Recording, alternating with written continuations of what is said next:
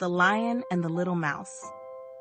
Once upon a time, in a lush green forest, there lived a mighty lion named Leo. Leo was the king of the jungle, with a thick golden mane and a roar that echoed through the trees. Everyone in the forest knew and respected him. Leo spent his days patrolling his territory, ensuring that all the animals in the forest were safe and that no harm would come to his kingdom. One sunny afternoon, after a hearty meal, Leo decided to take a nap under the shade of a big, leafy tree.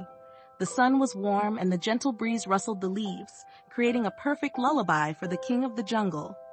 Leo stretched out his powerful limbs and let out a contented sigh before drifting off into a deep sleep.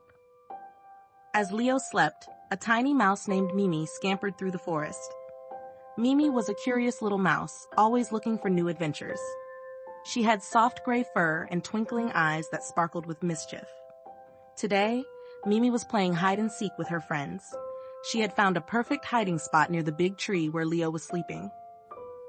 In her excitement, Mimi didn't notice where she was going and accidentally ran across Leo's big, soft paw. Leo woke up with a start, his sharp claws trapping Mimi in an instant. His eyes opened wide, and he let out a low growl, his gaze fixed on the tiny mouse trembling under his paw. "Who dares to disturb my sleep?" roared Leo, glaring at the tiny mouse. Mimi trembled with fear. "Oh, mighty King Leo," she squeaked. "I'm so sorry. I didn't mean to wake you. Please let me go. I promise I'll never bother you again." Leo looked at the tiny trembling mouse and started to laugh. "You, a little mouse, promise to never bother me again? What can you do for me? You're so small and weak." Mimi gathered her courage and said, "Even a small mouse like me can help a mighty lion like you one day. Please let me go, and I will always be your friend." Leo, amused by the mouse's bravery, decided to let her go. "You're free to go, little one," he said, lifting his paw.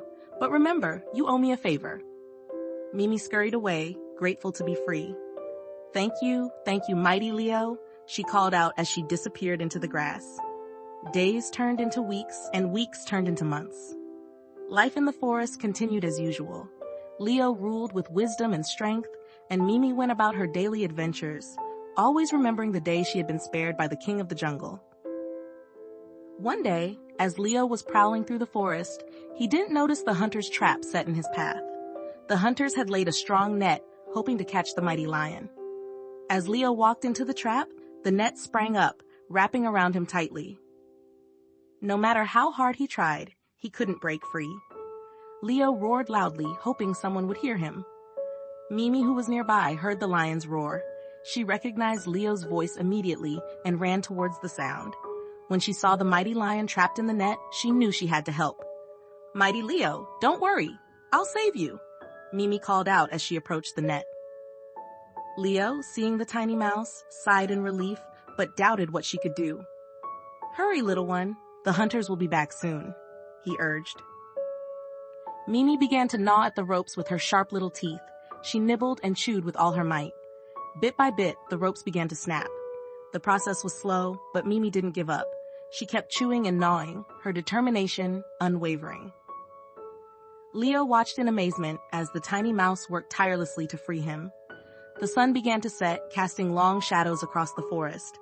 Finally, after what felt like hours, the last rope snapped, and the net fell away. Leo was free. Leo stood up and shook the remnants of the net off his mane. He looked down at Mimi with gratitude and amazement. "Thank you, Mimi. You have saved my life. I see now that even the smallest creature can make a big difference." Mimi smiled up at Leo. "I'm glad I could help, mighty Leo. We all need each other, no matter how big or small we are." From that day on, Leo and Mimi became the best of friends. They often spent time together, with Leo sharing stories of his adventures, and Mimi showing Leo the smaller, often overlooked wonders of the forest. The other animals in the forest learned about how the little mouse saved the mighty lion, and they were inspired by their story. They realized that everyone has something valuable to offer, no matter their size or strength. Leo and Mimi's friendship grew stronger with each passing day. Leo would often protect Mimi from dangers, and Mimi would help Leo with tasks that required a small and nimble creature. They proved to everyone that by working together and helping one another, they could achieve great things. And so, Leo and Mimi continued to live in the forest, helping each other and the other animals.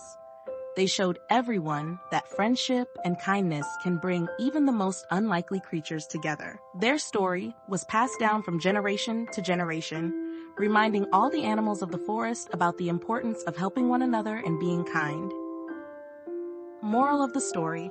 From this story, we learned that being kind and helping others, no matter how big or small they are, is very important. Even if we are small, we can do big things for our friends. And when we help each other, we can make the world a better place. Friendship and kindness make us strong and happy, just like Leo and Mimi.